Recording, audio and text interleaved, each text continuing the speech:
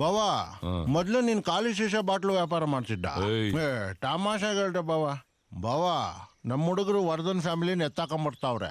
Vardhan ಸೆಲ್ಲಿಂದ escape ಆಗವನಂತೆ. Mostly ಅವ್ನು ನಿಮ್ಮನ್ನೇ ಹುಡ್ಕೊಂಬರ್ತಾವನೆ.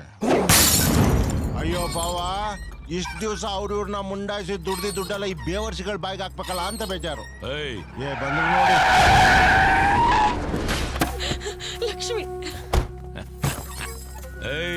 ಮುದ್ಕ ಬರದನ್ನು ಏನಕ್ಕೋ ಹುಟ್ಟಿಸ್ದೆ, ನನ್ನನ್ನು ಸಾಯಿಸೋಕ?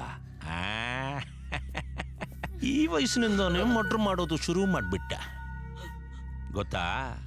ಎಷ್ಟೋ ಕೊಲೆಗಳು ಮಾಡ್ಬಿಟ್ಟು ಇಲ್ಲಿವರೆಗೂ ಒಂದು ಕೇಸಲ್ಲಿ ಫಿಟ್ ಆಗದೆ ಹ್ಯಾಪಿಯಾಗಿ ಹೆಲ್ತಿ ಆಗಿದ್ದೆ.